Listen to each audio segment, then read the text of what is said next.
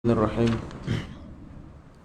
Alhamdulillahi alamin wassalatu wassalamu ala asyrafil anbiya'i wal mursalin sayyidina nabiyina Muhammad wa ala alihi wa sahbihi ajma'in. Subhanaka la ilma lana illa ma 'allamtana innaka antal alimul hakim. Rabbi shrah li sadri wa yassir li amri wahlul 'uqdatam min lisani yafqahu qawli. Rabbi yassir wa la tu'assir wa tamim bil khair.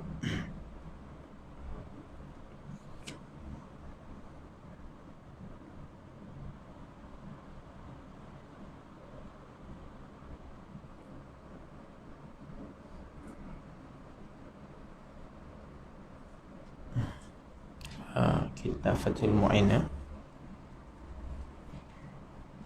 Wa khamisuha. Ada kita hak mula bab wuduk mula yang kelima. Yang kelimanya wuduk, syarat wuduk yang kelima. Wa khamisuha, dan yang kelimanya, kelima daripada syarat wuduk. Jadi di sini dia ceritakan syarat wuduk dan dia cerita ada 5 di sinilah. Ada lagi baki-bakinya disebut di dalam hasyiah.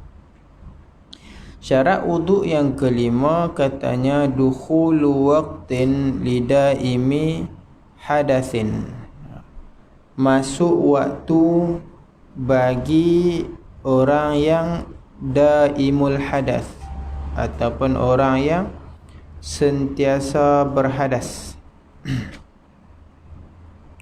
Itu syaratnya.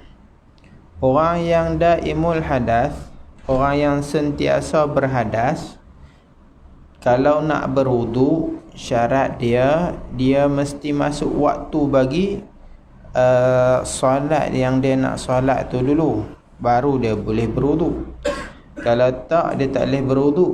Dia ni macam dengan tayamum. Dia macam orang tayamum. Sebab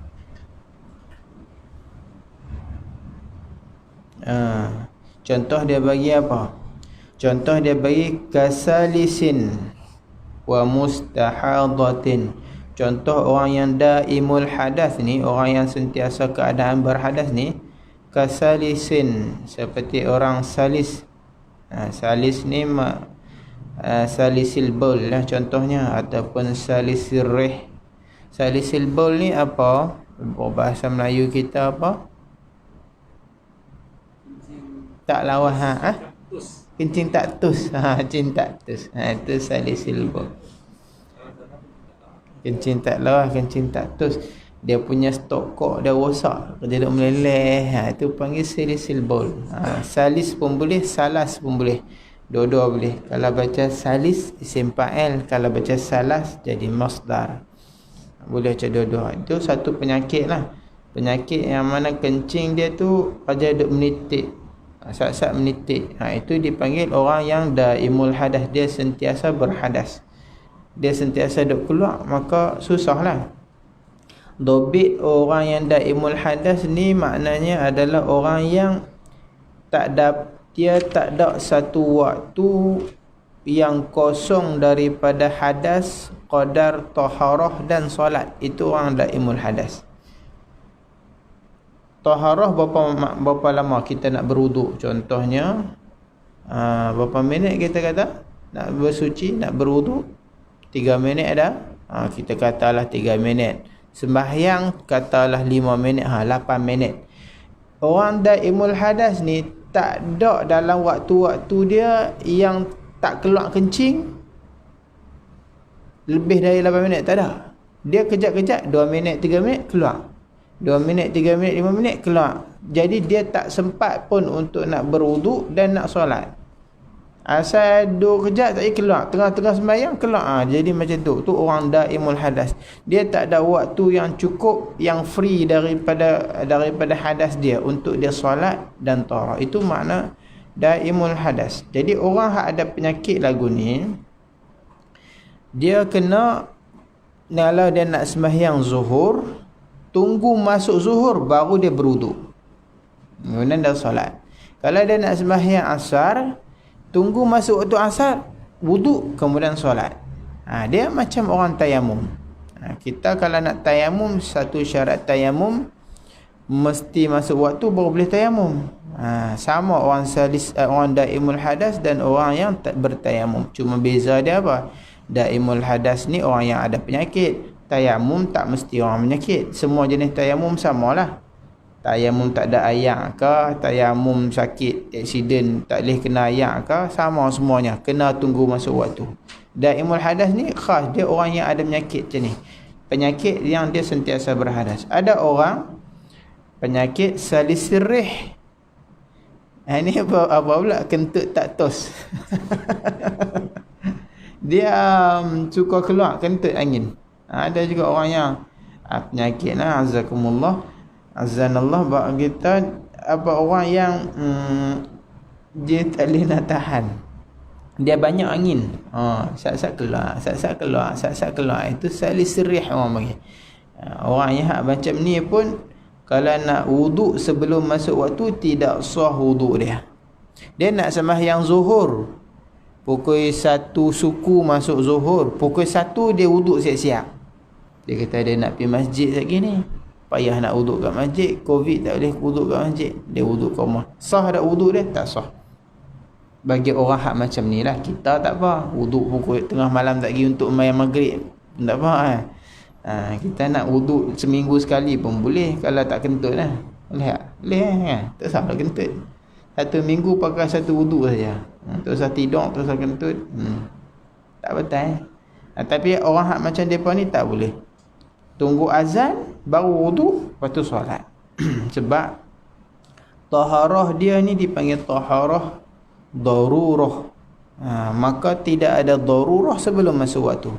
Orang panggil taharah darurat lah.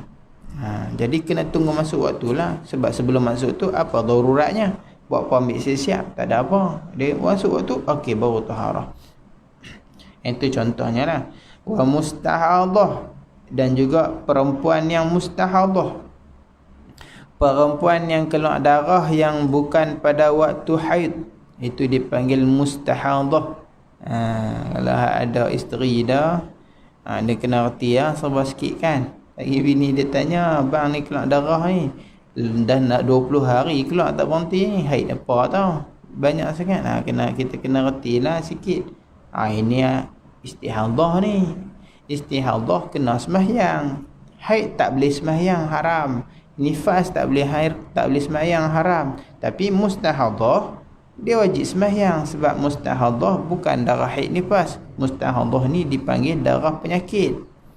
Dia keluar selain daripada waktu haid dan waktu nifas. Sama ada lebih ataupun tak cukup. Itu dipanggil mustahadah lah. Orang haid sekurang-kurang sehari semalam, duduk saja-saja dia keluar sampai 3 jam, 4 jam, 5 jam, 12 jam siang. Siang tu pukul subuh tu keluar sampai maghrib keluar tak berhenti. Itu berhenti. Itu bukanlah. Itu dipanggil istihadah. Ataupun lebih daripada 15 hari dia keluarkan. Itu kita mengaji dalam bab istihadah dulu lah kan. Jadi kalau bab istihadah, perempuan tu kena sembahyang tak? Kena sembahyang. Tapi ada darah, kena sembahyang juga, wajib. Cuma kena basuh lah. Kena tunggu masuk waktu. Perempuan yang macam ni masuk waktu azan, maka ambil wuduk dan sembahyang. Itu syaratnya. Pertama, yang lagi wa yushtaratu lahu aidan, dan disyaratkan baginya, bagi daimul hadas aidan juga, zannu dukhulihi, zan masuk waktu. Yang tadi masuk waktu fi nafsil amri, memang masuk waktu betul. Yang kedua, dia tu kena zan masuk waktu. Dia tak boleh main teka. Dia bangkit, dia tidur. Dia tidur lah belum zuhur, tidur qailulah. Orang salisil bau, dia bangkit mamai, terus dia pergi ambil wuduk, terus dia sembahyang zuhur. Boleh tak? Tak boleh. Walaupun masuk waktu betul, pukul 3 dia bangkit tidur, dia sembahyang zuhur, dia ambil wuduk, Tak sah dia kata, sebab kena zon. Dia tu sendiri kena zon masuk waktu. Maknanya apa? Dia kena tengok jam dulu lah. Koman-koman dia bangkit tidak. Oh, masuk waktu ni. Oh, pukul 3 dah. Zon tu masuk waktu ada. Lepas tu baru dia boleh wuduk. Bukan main terus wuduk. Wuduk terus. Ni cerita wuduk ni, bukan cerita semayang, cerita wuduk. Kita boleh wuduk ikut dan pun. Kita tak ada masalah. Kita bangkit tidur, kita terus wuduk. Lepas tu baru pergi tengok jam masuk waktu kita. Oh, tak masuk lagi. Tak ada masalah kita.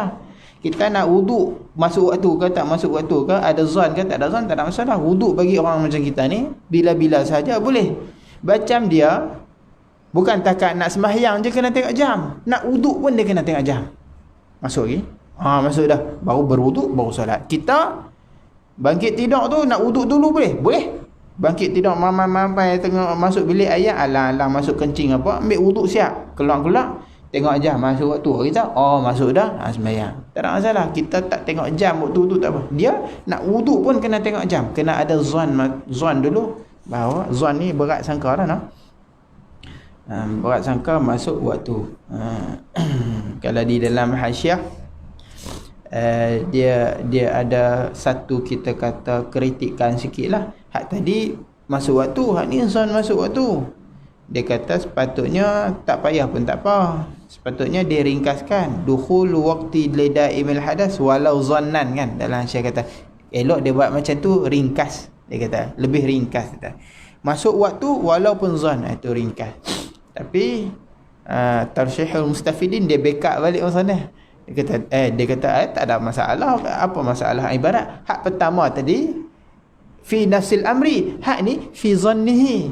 Dia kata lain, tak sama. Itu ulama. Seorang kritik, seorang backup balik. Itu biasa. Kritikan ilmu lah, kan.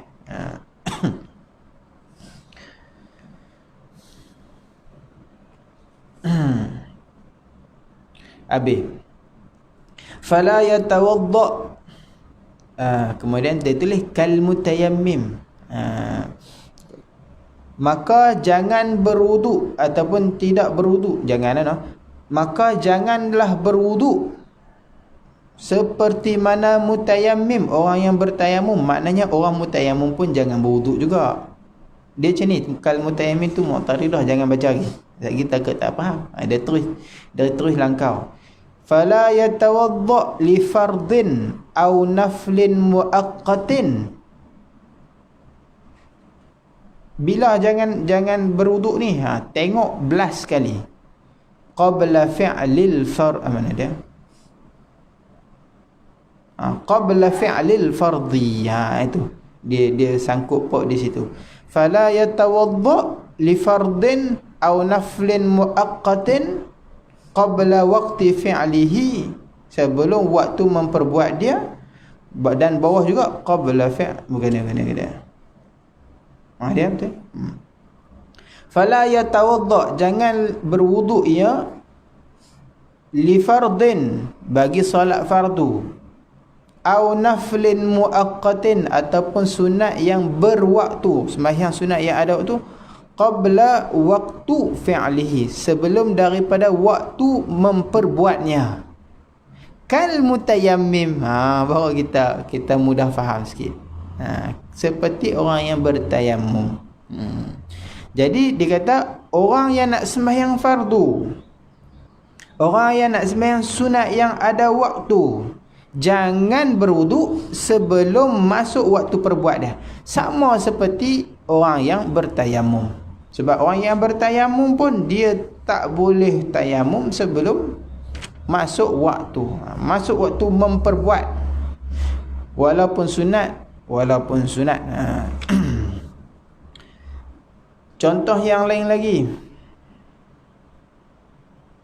Sebab contoh yang lain lagi, wali salati janazatin, dan juga bagi sembahyang jenazah qabla al-ghusli. Ini dia nak bagi contoh waktu-waktu.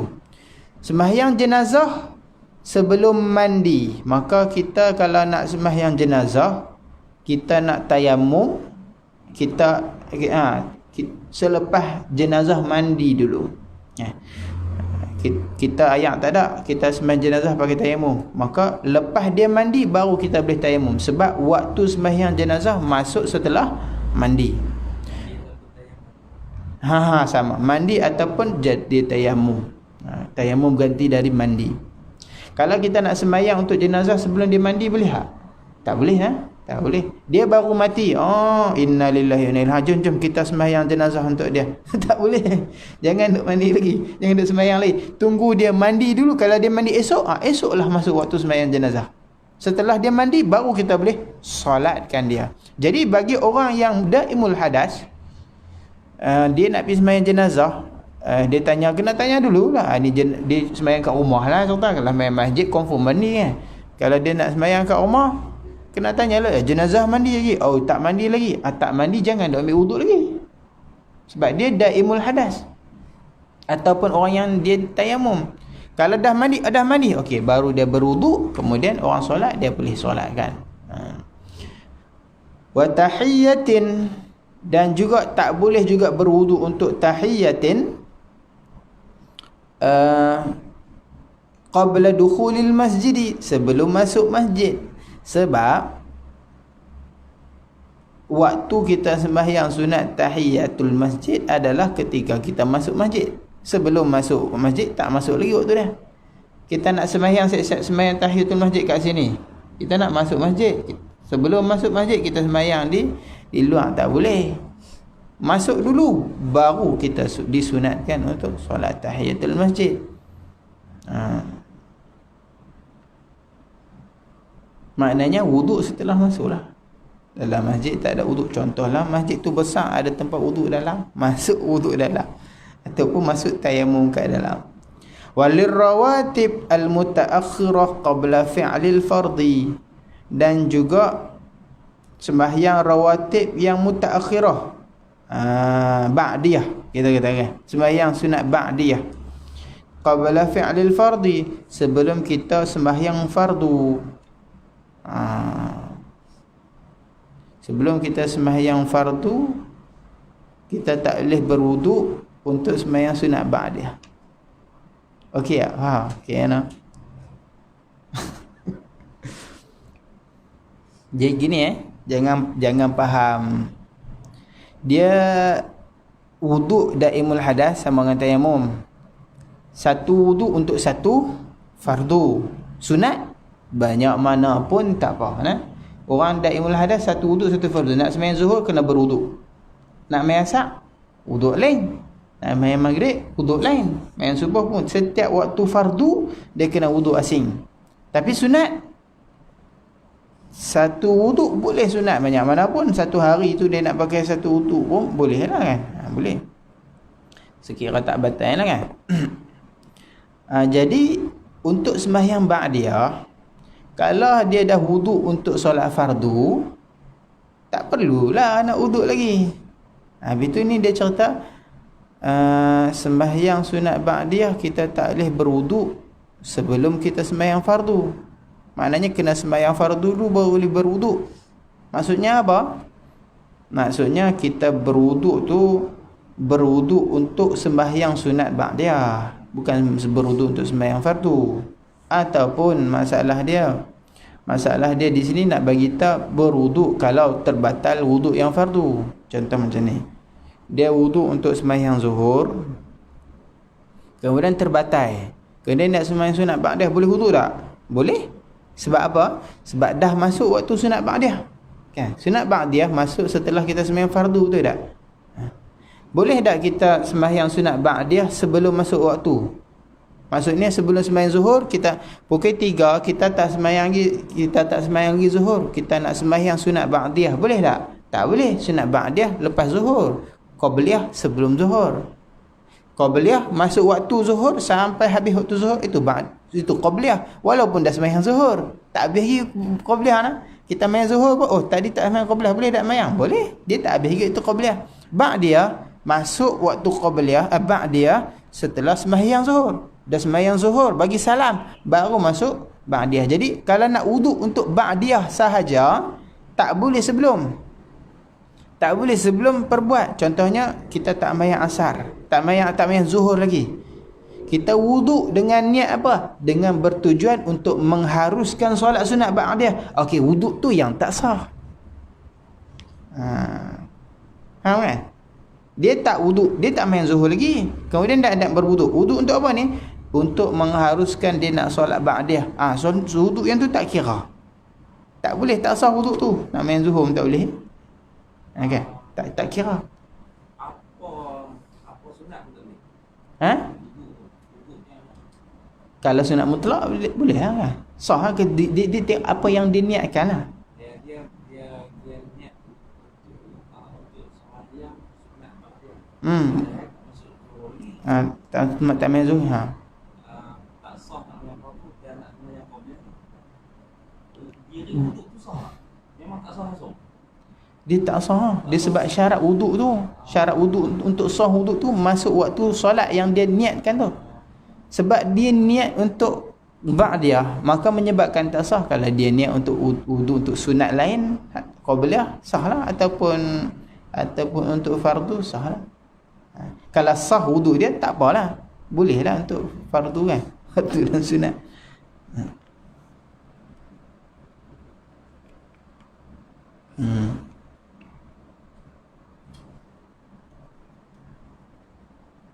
Sebab dia pi niat tu. Dia pi niat untuk sama macam wuduk sebelum masuk waktu.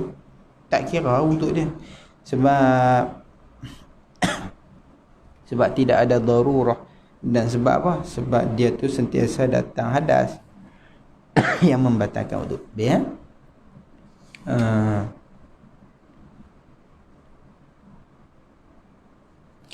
Habis di situ. Kemudian katanya walazima wudu'an. Maka lazim ataupun kita kata wajiblah bagi wudu'an. Dua wuduk, wudu'ani, dua wuduk. Au tayammumani, ataupun dua tayammum. Tayammumani ni sebahagian daripada naskhah, salinan gugur, tak ada. Jadi hanya wudu'ani saja. Lazima wudu'ani ala khatibin. Sebab apa? Sebab di sini dia kaitkan di bawah tu ala khatibin daimil hadas. Khatib khutbah yang baca Jumaat tu untuk orang yang daimul hadas. Jadi dia kata untuk orang yang daimul hadas nak jitu khatib kena dua tayamum, dua wuduk. Dia kata tak, jangan faham macam tu, dia kata. Sebab tayamum ni bukan kata daimul hadas. Orang biasa pun kena dua tayamum. Dia tak syarat daimul hadas. Tok khatib tu bertayamum, dia daimul hadas pun dia kena dua kali. Kalau dia tak daimul hadas, dia macam biasa. Sebab apa tayamum? Sebab ayak tak ada. Hari tu ayak tak ada, tok khatib pun tayamum. Berapa kali tayamum kena buat? Dua kali juga. Walaupun tak daimul hadas. Tayamum ni kena dua kali untuk Jumaat. Untuk tok khatib, bukan untuk kita. Untuk tok khatib lah. Adapun orang yang daimul hadas berwuduk, khas bagi mereka ni dua kali wuduk kalau dia jadi khatib. Sebab apa? Dia kata ahaduhuma lil khutbatain, satu untuk dua khutbah, wal akhar ba'dahuma li salati jum'atin, dan wuduk yang satu lagi ba'dahuma ba'da khutbatain li salatil jum'ah, untuk sembahyang Jumaat. Satu wuduk untuk khutbah, satu wuduk untuk sembahyang Jumaat. Sebab dua khutbah tu menepati dua rakaat. Dia menepati dua rakaat.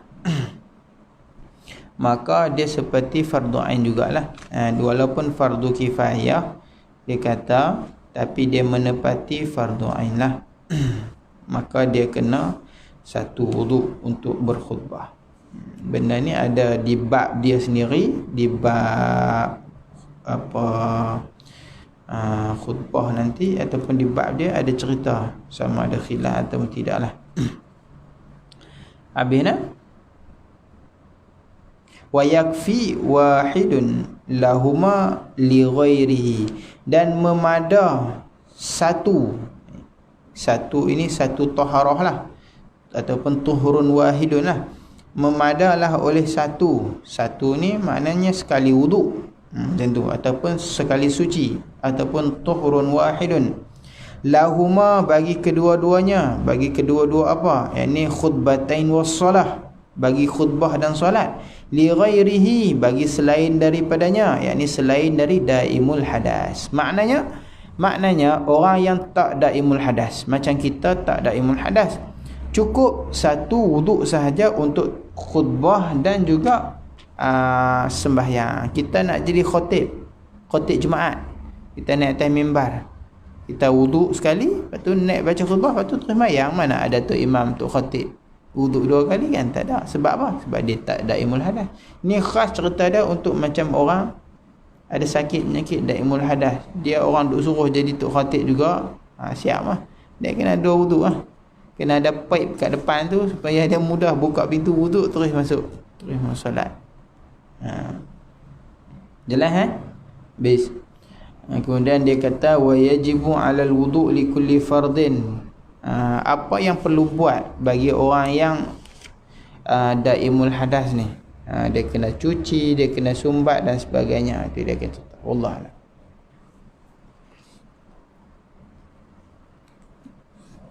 Ya.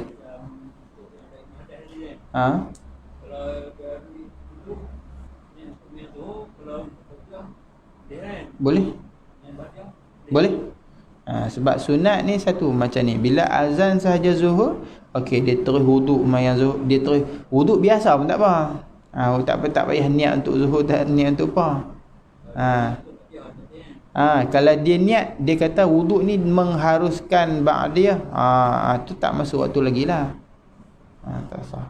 Tapi untuk zuhur, kalau dah masuk waktu, dia wuduk tak ada niat apa, tak ada masalah. Dia nak mayang qabliyah ke, dan mayang ba'diyah ke, mayang zuhur boleh lah. Sebab satu wuduk untuk satu fardu. Selalu orang tak niat pun, tak ada niat qabliyah ba'diyah dekat tayamum, dekat wuduk tu. Kita hanya niat. Dalam ni dia ada sebut tadi.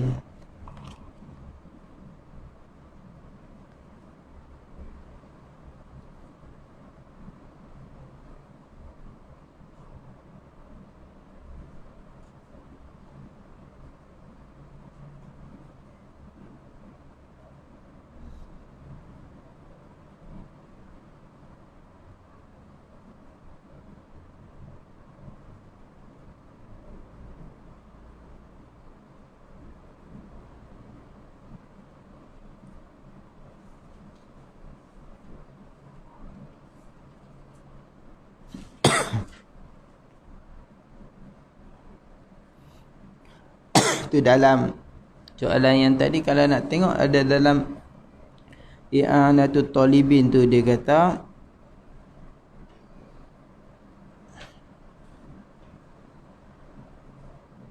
falau tawadda'a li ajli zalika, kalau dia berwuduk li ajli zalik, untuk tujuan yang demikian, lam yasih wudu'uhu aslan, tu dia kata tak sah wuduknya sama sekali, tak sah.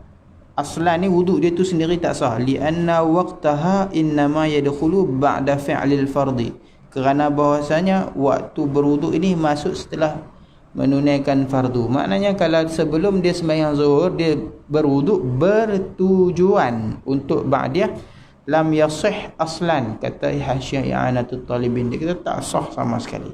Dan taklid ni dia ada kata, taklid dia kata ni tak betul, dia kata. taklid Wahabi sikit. Dia kata hadza ghair sahih, dia kata ni tak betul. Kitab ni dia ada taklid, tapi taklid ni ada yang taklid bagus, ada yang taklid tak apa bagus. Allah.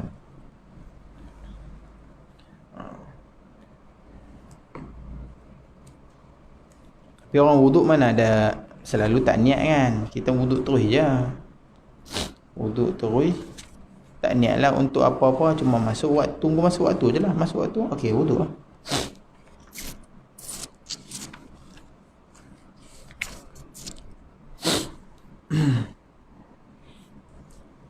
Tak jumpa lah.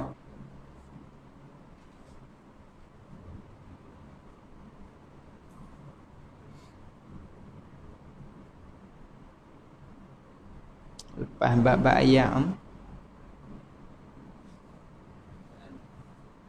kita Rumi, tu Rumi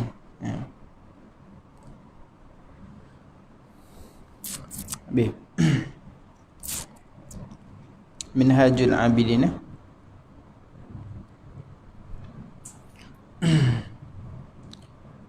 Wa'lam, qala al-musannif rahimahullah ta'ala wa nafa'ana bihi wa bi'ulumihi fid dharain amin. Wa'lam, dan ketahuilah olehmu. Jadi kita ni dah masuk bab aqabah ilmu ni, aqabah pertama. Jadi hak dulu Imam Al-Ghazali kata, bagi siapa yang nak cari kelepasan, bagi siapa yang nak mencari ibadah, maka kita kena ada ilmu. Supaya apa? Supaya kita tak tertipu. Kemudian katanya, wa'lam, ketahui olehmu, annal ilma, sesungguhnya ilmu itu, wal ibadata, dan ibadah itu, jauharani, dua permata. Yakni seumpama permata. Pada pihak apa? Pada pihak ada nilaian dia, ada harga dia. Selain daripada dia ni tak ada apalah. Permata, kalau dia ada di satu kedai perhiasan, hak lain tu macam tak ada apalah. Tak ada nilaian, nisbahkan dengan permata. Hak lain tu tak ada nilaian, hak ni permata ni mahal. Kalau orang pun dia tengok tang permata tu dia relin je, hak lain dia tak tengok dah. Bila seseorang tu dia ada pakai ni, pakai cantik tu, tiba-tiba ada satu rantai permata besar seperti tu, maka orang duk perhati hak tu, ui mahal.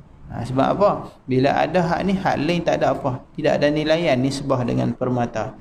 Jadi ilmu dan ibadah itu dua permata yang sangat bernilai.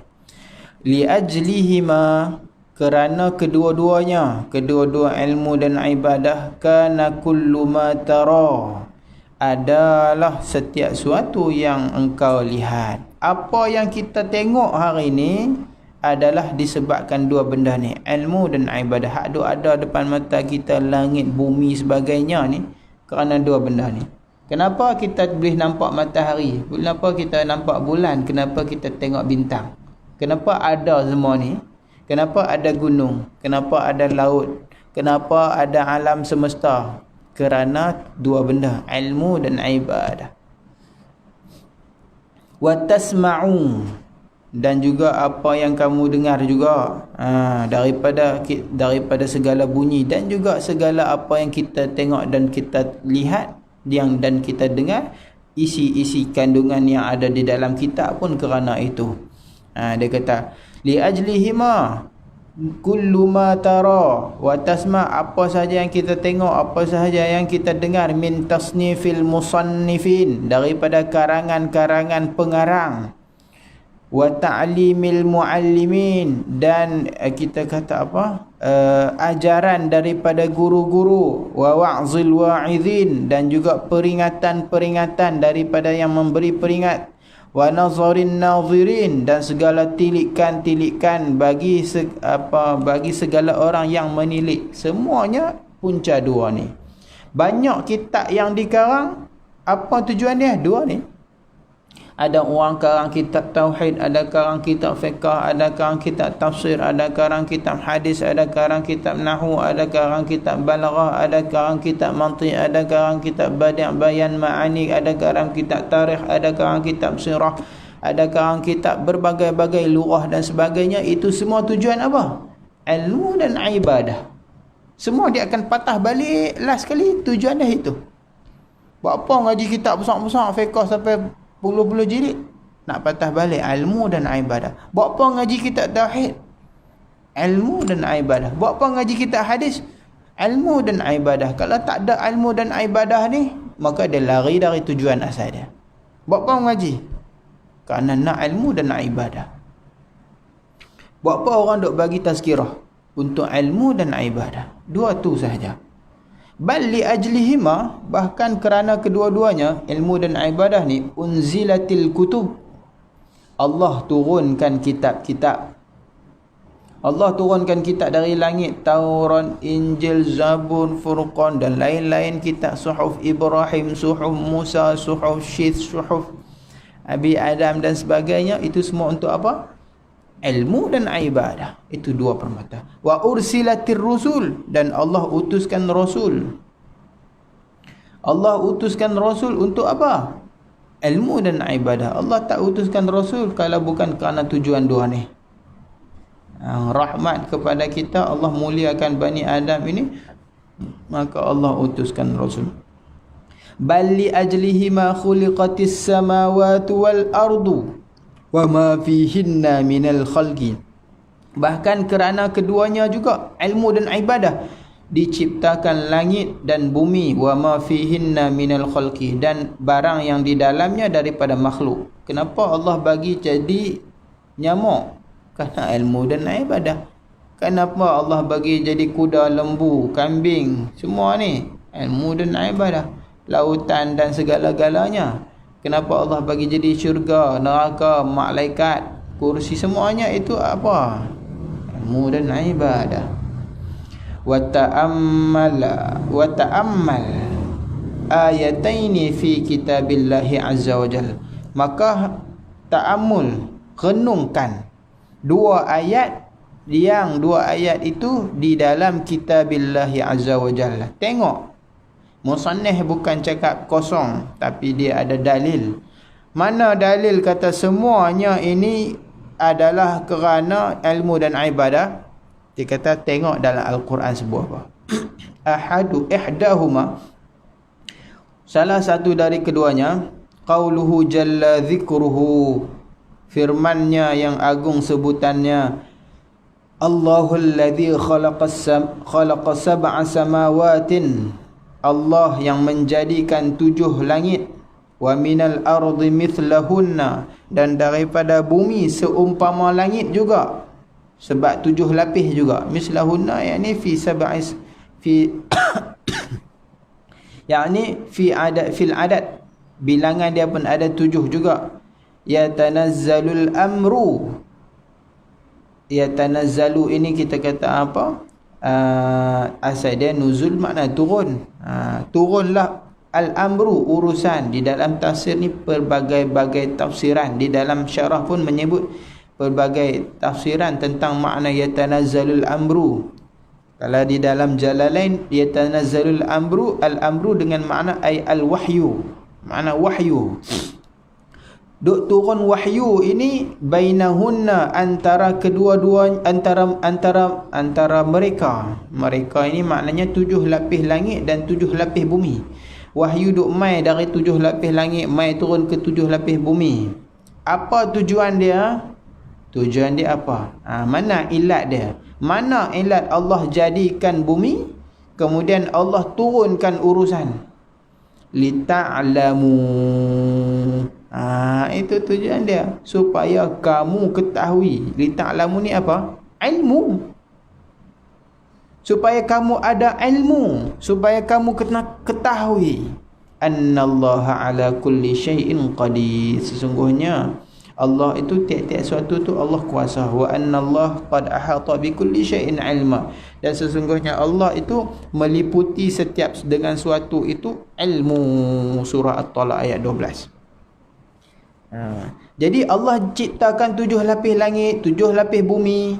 Kemudian yatanazzalul amru, sebahagian kata Allah, makna yatanazzalul amru tu apa? Allah mentadbir.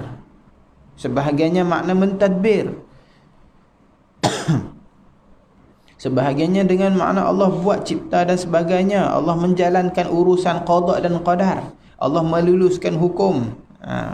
Itu makna yatanazzalul amru. Ada berbagai makna lah. Jadi Allah buat langit, Allah buat bumi, kemudian Allah tadbir. Allah jadikan hujan, Allah jadikan kemarau, Allah jadikan COVID-19, Allah bagi jadi rezeki, Allah bagi jadi binatang, Allah naikkan matahari, Allah tenggelamkan matahari, Allah datangkan banjir, Allah jadikan tufan, Allah jadikan berbagai-bagai. Allah tadbir. Sebab apa semua ni? Supaya kita berfikir dan kita mengetahui. Lita'lamu, itu tujuannya. Kerana tujuannya kita ada ilmu. Itu dalil kata segala ciptaan Allah ini salah satunya tujuannya adalah ilmu. Kerana Tuhan nak kita ada ilmu. Bukan Tuhan ciptakan saja-saja. Tuhan bagi jadi nyamuk, bukan saja-saja suruh kita ada ilmu. Tuhan boleh jadi nyamuk no. Zaman lah ni saintis kaji nyamuknya ada mata punya banyak, ada jantung apa semua. Kita kata, "Hui, Tuhan ni kulli syai'in qadir." Binatang hak kecil, kita hak besar kan ada jantung. Binatang kecil ni jantung ada. Boleh hidup juga. Allah tu mampu. Hak kecil lagi dah. Hak kecil lagi apa dah no? Kecil dah nyamuk dah.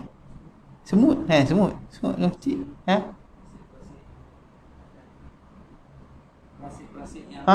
Plastik. Kuman-kuman pun hidup juga. Dia satu hidupan kan. Covid tu satu hidupan. Hidup juga. Hidup. Macam mana hak sampai kecil macam tu boleh hidup? Jantung dia pakai jantung apa? Allah ini ala kulli syai'in qadir. Bukan takat hak kecil.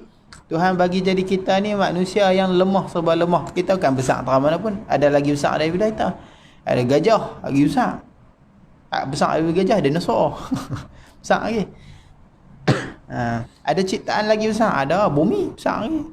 Ada lagi besar. Ada matahari lagi besar. Cakrawala ini galaksi sudah lagi besar. Semua Allah ala kulli syai'in qadir.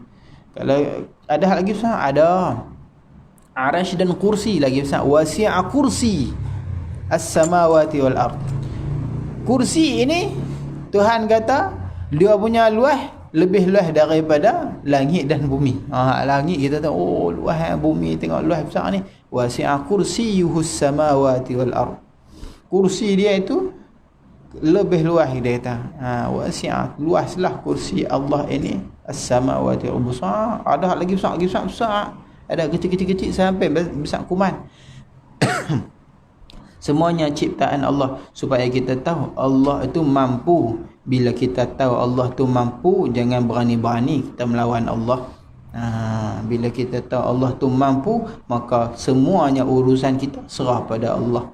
Bila kita tahu Allah tu mampu, mintalah segala-galanya daripada Allah. Itu natijahnya.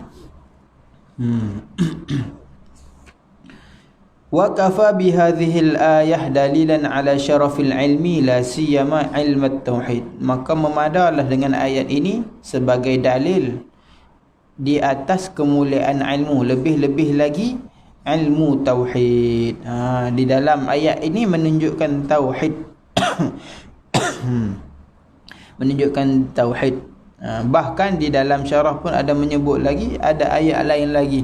Contohnya Tuhan menyaksikan orang ahli ilmu, syahida annahu la ilaha illahu. Syahidallahu annahu la ilaha illahu. Allah bersaksi bahawa tidak ada Tuhan melainkan Dia. Wal malaikatu, dan juga kedua malaikat, wa ulul ilmi, dan juga ahli ilmu. Tuhan bersaksi dengan ahli ilmu.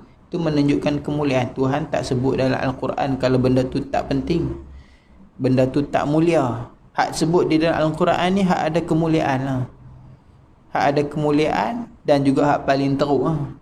Hak paling teruk dia sebut Fir'aun, Abu Lahab, sebut itu paling teruk ataupun paling mulia. Hak mulia disebut di dalam Al-Quran. Benda penting-penting disebut. Ahli ilmu Tuhan sebut yang ketiga menunjukkan kemuliaan. Dan juga hadis Nabi kata al-ulama warathatul anbiya. Ulama pewaris Nabi. Ada pangkat yang lebih tinggi daripada pangkat Nabi? Tak ada. Maka begitu juga kemuliaan menjadi pewaris Nabi. Seperti mana tidak ada pangkat yang melebihi ketinggian pangkat Nabi, maka begitu juga kemuliaan. Tidak ada kemuliaan yang melebihi daripada menjadi pewaris Nabi. Ulama pewaris Nabi mendapat satu penghormatan yang tinggi daripada Nabi. Nabi kata ulama warathatul anbiya. Wal ayatu tsaniyah, dan ayat yang kedua, qauluhu jalla min qailin, firmannya Allah Ta'ala jalla min qail, daripada orang yang berfirman, wa ma khalaqtul jinna wal insa illa liya'budun, tidak aku jadikan jin dan manusia melainkan kerana beribadah. Ayat yang pertama cerita ilmu, ayat yang kedua cerita ibadah. Tuhan jadikan kita ni untuk ibadah.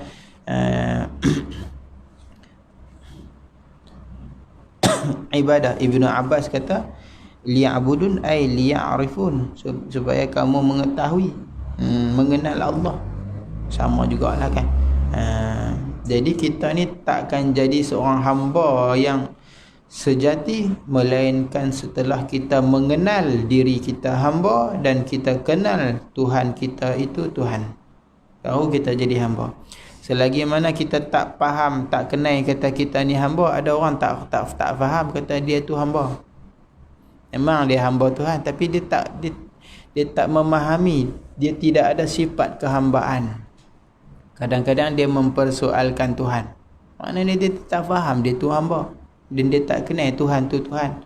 Kalau dia tahu tu Tuhan, kita hamba, kita tak berani. Kalau kita masuk kerja lewat, bos kita marah, pompang, kita ni ada masalah. Bukan saja-saja lewat, kita nak menjawab tak? Bos ni hang berani jawab, kena pecat lah. Itu cerita dia. Kok mana pun aku salah ke, aku betul ke, kalau bos dah kata macam tu, kita berani. Oi, bos pasal apa nak marah, pasal apa? Ambil lewat 1 minit pun kira pasal apa? Ada kita boleh jawab ke tu? Hang menjawab no. Hang berhentilah ni juga. Itu jawapan dia. Kalau kita tahu bahawa kita ni kuli, dia bos, kita takkan komplain. Walaupun dalam hati momot tapi luar kita takkan komplain, sebab kita kenal siapa tuan, siapa kuli. Kalau manusia tu tahu dia ni hamba, Tuhan tu Tuhan, maka dia takkan macam-macam. Dia takkan macam-macam dengan Tuhan. Maka kita kena kenal diri kita ni hamba, baru kita boleh kenal bahawa Tuhan tu Tuhan.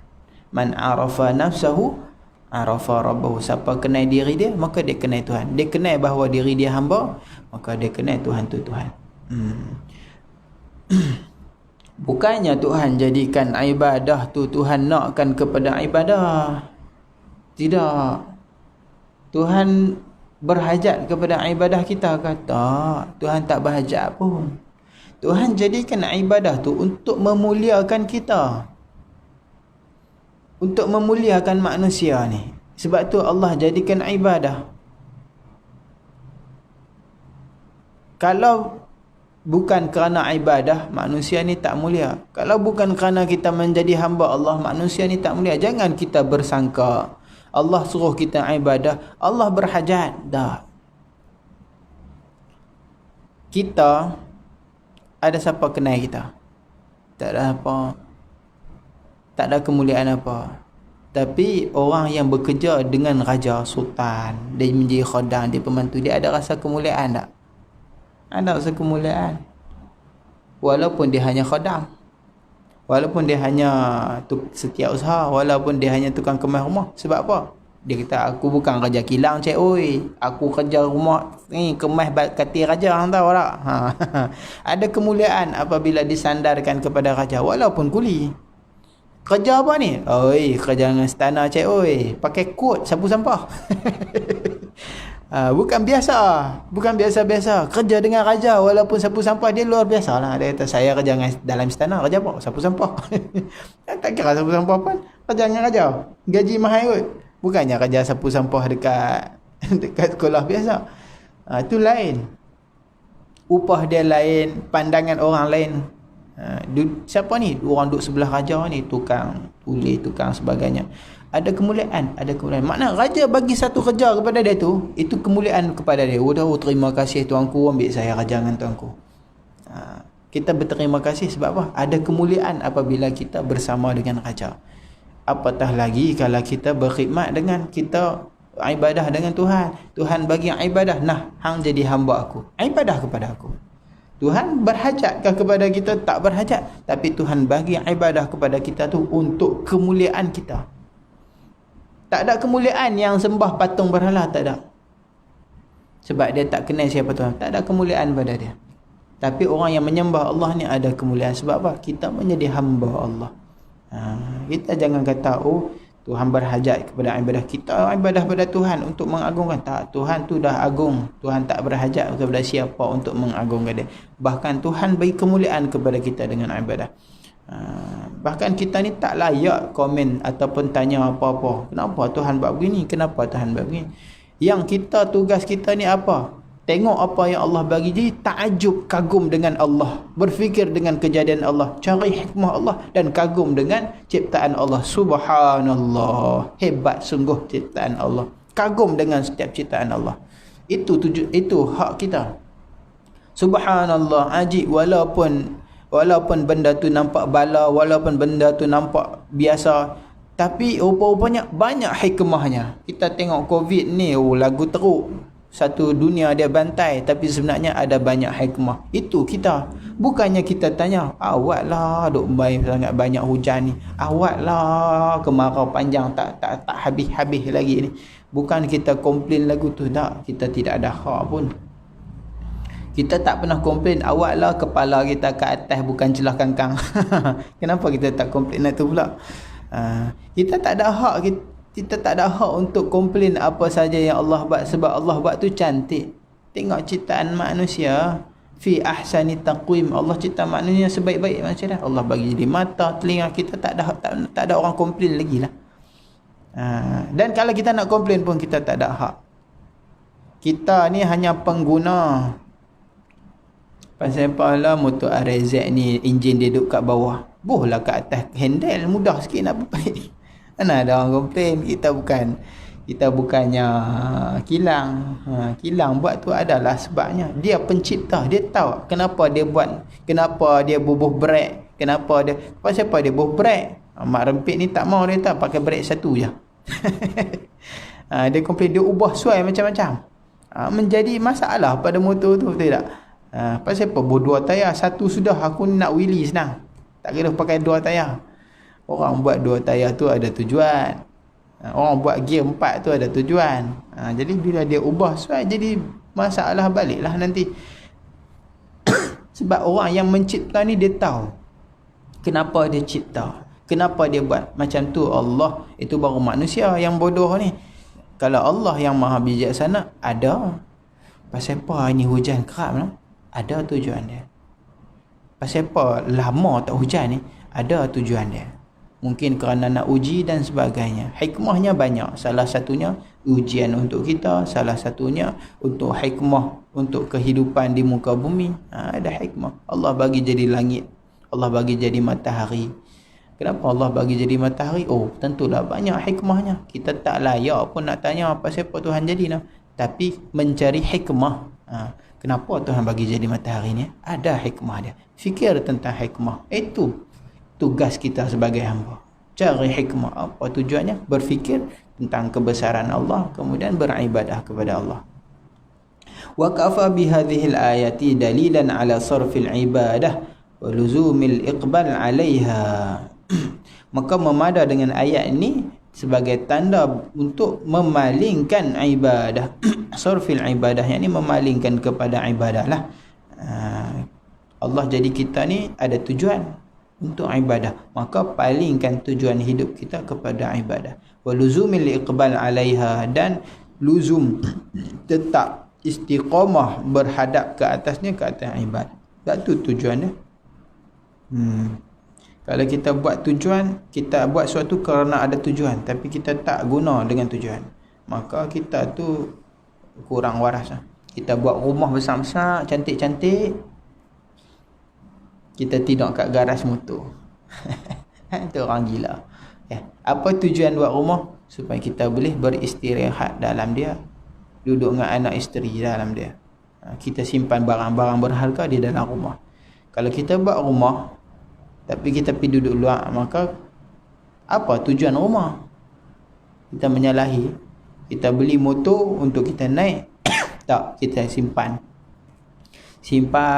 dalam rumah, tak buat-buat. Tengok tiap hari, tengok sayang nak guna. Itu pun tak miring juga tu kan. Beli buat apa kalau tak guna? Dah beli untuk guna lah. Kalau beli tak guna, apa tujuan beli motor? Untuk dinaiki. Apa tujuan rumah? Untuk kita rehat dalam dia. Tapi kalau ada rumah kita tak berehat, biar kosong hantu yang duk. Ada motor kita tak naik.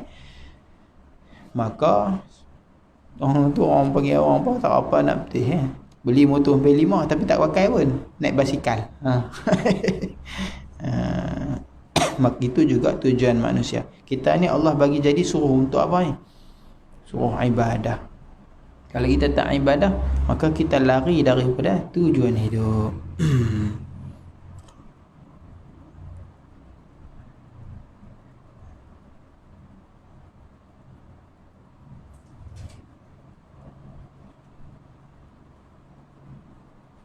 Sebaris lagi sampai situ dah. Fa'azim bi amraini huma fa'azim bi amrain, maka besarkanlah dengan dua perkara ini. Apa dia? Ilmu dan ibadah. Huma bi amrain, huma al maqsud min khalqid darain. Dua ini adalah tujuan daripada penciptaan dua negeri. Negeri apa? Akhirat dan dunia. Allah ciptakan dunia, Allah ciptakan akhirat. Apa tujuannya? Dua ni, ilmu dan ibadah. Fahaqqa lil 'abdi an la yashtaghila illa bihima. Maka satu hak bagi hamba itu jangan dia mensibuk-sibukkan melainkan dengan dua ni. Kalau kita nak sibuk, sibuk dengan dua ni, ilmu dan ibadah. Hak lain sampingan saja sebagai kelangsungan hidup. Wala yat'ab illa lahuma, dan jangan kita berpenat lelah melainkan untuk dua. Apa dia? Ilmu dan ibadah. Penat untuk ilmu tak apa, cari ilmu sampai penat habis duit dan sebagainya, itu tak apa. Penat sebab nak ibadah, bangkit semayang, apa puasa semua, itu tak apa. Sebab apa? Itu memang tujuannya. Jangan penat pada selain daripada ilmu dan ibadah. Jangan penat pada selain daripada, jangan sibuk selain ilmu dan ibadah. Wala yanzura illa bihima, dan jangan kamu menilik, nak perhati melainkan pada ilmu dan ibadah. Nak tilik, nak tengoklah ilmu kita. Aduh, aku ni ilmu tak ada lagi ni, bab ni aku tak reti lagi. Cari tambah. Aku bab sembahyang ni berat laksa, lagu tak ada, aku tak apa nak faham lagi. Cari ilmu dalam bab solat. Aku dalam bab puasa ni kadang-kadang kantoi juga, tak ada masalah, aku tak reti. Cari ilmu untuk bab sembahyang, puasa. Bab haji aku tak kena api, tak apalah, itu tak mau ngaji pun. Bab ibadah, aku ni kurang ni. Aku ibadah aku ni macam tak kena ni. Aku ibadah aku ni tak khusyuk ni. Macam mana aku tak boleh sembahyang malam ni? Orang duk bangkit sembahyang malam, aku tak boleh bangkit sembahyang malam. Fikir hanya pada dua benda ni. Adapun pada urusan dunia kerja, itu sebagai kelangsungan kita hidup, itu tak apalah, itu sampingan. Cuma hati kita tu cuba. Kalau kita kata aku ni masih kosong lagi hati aku daripada ilmu dan ibadah, hati aku tak boleh tumpu lagi pada ilmu, hati aku tak ada gemar lagi pada ibadah, maka cepat-cepat kita usaha. Macam mana? Sebab apa? Sebab ibadah ini untuk menaikkan iman kita, untuk nak membersihkan hati kita. Ulama kata nak bersih hati ni ada 3 benda. Sembahyang malam salah satunya. Sembahyang malam boleh bersih hati, baca Al-Quran dengan tadabbur bersih hati, zikrullah dengan khusyuk bersihkan hati. 3 perkara ni. Apa? Sembahyang malam, baca Al-Quran dengan tadabbur, makna menghayatilah kita kata, dan juga zikrullah dengan khusyuk. Maka 3 benda ini membersihkan hati kita. Maka selalulah baca Al-Quran tadabbur dengan makna. Itu satu daripada jenis ibadah. Baca, fahamkan makna. Sebab tu digalakkan juga mengaji tafsir. Bila ngaji tafsir, kita faham maknanya secara, ataupun kalau kita tak faham satu persatu, faham secara umum pun tak apalah. Faham secara umum. Jadi kita hayati makna. Ada rumah orang Islam tapi tak pernah khatam Quran. Rumah orang Islamkah begitu? Kan? 1 tahun tak ada pernah khatam Al-Quran. Rumah siapa ni? Kan? Ajib, kita kata ajib. Itu taksir kita lah. Kalau ada kita macam tu, kita kena pelan-pelan. Tak ada masalah. Kita hak dulu macam mana, tak ada masalah. Cuma kita semakin hari ubahlah. Kita, Tuhan dia tak pandang sangat ibadah kita tu. Iblis 80,000 tahun pun Tuhan laknat. Tapi Tuhan nak tengok hati kita tu, mau tak hang berubah Mau dak hang nak berjalan kepada aku? Hang berjalan sahaja, aku berlari kepada hang. Hang merangkak, aku berjalan. Hang berjalan, aku berlari. Semakin hang dekat kepada aku lagi laju dekat kepada hang. Jadi kita apabila ada kesedaran, kena berjalan. Jangan ada kesedaran kita biar lama-lama dia terpadam. Api bila dah mula menyala, bubuh lagi, bubuh kayu, bubuh bagi dia lebih marak. Tapi kalau api mula menyala, kita biar dia akan terpadam sebab dia masih lagi kecil. Jadi baca Al-Quran, kemudian banyakkan zikrullah, kemudian cuba bangkit sembahyang malam. Kalau kita boleh buat tu, maka hati kita semakin lembut, semakin bersih. Kita tak boleh hak paling berat, kita buat hak ringan. Sembahyang malam ni tak mesti hak berat-berat dah. Kita ikut kemampuan kita. Nak nama tahajud sembahyang malam ni, lepas daripada tidur, tahajud lah. Kalau kita tidur pukul 10, bangkit pukul 11, kita sembahyang tahajud. Kalau kita tak boleh hak lewat-lewat, kita mula dengan ringan-ringan dulu. Sebelum tidur kita buat dulu. Kita buat dulu sembahyang witir. Koman-koman paksakan diri 2 rakaat atau 3 rakaat atau 1 rakaat. Witir boleh dia genap, dia ganjil. Koman kita kata 3. 3 ni afdal lah. Kalau lagi bagus 11. Khadam Habib Salim 11. Habib Salim sendiri puji. Dia Habib Salim ni Al-Amin Ziyadah dia tanya jerubat. Mayang sunat witir tak? Mayang Habib ketak-ketak nak jawab pun. Berapa rakaat mayang? Mayang rakaat 3 rakaat. Alhamdulillah. Khadam saya 11 rakaat. Khadam saya 11 rakaat. Dia nak galakkan kita. Kalau kita tak mampu yang banyak, kita buat yang sikit lah. Witir boleh buat walaupun 1 rakaat kan. Sebelum tidur 1 rakaat. Malas ya Rabbi. Sebelum tidur malas. Sembahyang duduk. Sunat boleh sembahyang duduk lah. Main sunat tak payah berdiri pun tak apa. Dah orang jenis penyegan malas ni, okey tak apa. Biasakan jangan tinggal. Kita nak didik dia, nak ajak ni, ajak pelan-pelan lah. Aku tak pernah ibadah ni, aku ni pemalas. Kalau nak bawa rakaat, 2 rakaat, 3 rakaat terus penyegan, 1 rakaat pemalas. Okey, ambil apa paling ringan. 1 rakaat duduk pun tak apa, habis malas. Tapi lama-lama kita akan rasa malu sendiri. Aku ni teruk mayang sunat duduk. Padahal main bola boleh berlari 1 jam, berlari futsal tak ada apa pun. Lama-lama bila kita mulakan ibadah hak kecil-kecil, Allah mula buka hati kita, mula jernihkan hati kita. Jadi kita akan dapat kesedaran sikit-sikit. Lama-lama takkan 1 rakaat. Jadi kita akan mula. Yang penting istiqamah, jangan tinggal je. Al-Quran dulu-dulu ni tak pernah ni 1 turn pun tak khatam. Ya Rabbi, aku ni nak jadi apa ni? Baca. Banyak mana nak baca? Sikit pun tak apa. Payah. Sehari ambillah sekali baca. Buka handset, ada Al-Quran, bacalah 2 ayat 3 ayat pun dapat tanda. 2 ayat 3 ayat tanda. Yang penting bagi ada. Itu saya. 1 ayat pun tak apa. Yang penting bagi ada. Mulakan dengan hak sikit. Saya ni baca Quran pun tergagak-gagak lagi. Tak apa, belajar pelan-pelan. Belajar pelan-pelan kan. Kalau tak reti, kalau kita kata saya ni tak lancar lagi baca Al-Quran, ambil yang kita boleh dulu. Tiap-tiap hari baca Qul Huwallah banyak-banyak kan. Qul Huwallah sama dengan 1/3 Al-Quran. Baca 3 kali khatam Al-Quran. 3 kali khatam maknanya bacalah malam sekali, siang sekali, 2 kali khatam Al-Quran satu hari. Siapa kata saya tak baca Al-Quran? Tiap-tiap hari saya khatam Al-Quran. Tak ada masalah, baca. Yang penting baca. Qul Huwallah baca 3 kali. Khatam Al-Quran. Qul Huwallahu ahad, Allah samad, lam yalid walam yulad. Habis 1/3 Al-Quran kita baca. Yang penting kita nak berubah. Bila kita berubah, kita mula sikit, kita naik 1 tangga saja, insya-Allah kita akan mula. Kalau kita tak cuba naik, dia tak akan mula. Tapi apa-apa pun mula dengan ilmu. Bila kita ada ilmu ni lah kita akan dapat kesedaran. Tak ada ilmu, tak ada kesedaran. Bila wa'lam annama siwahuma minal umur batilun wallahu a'lam.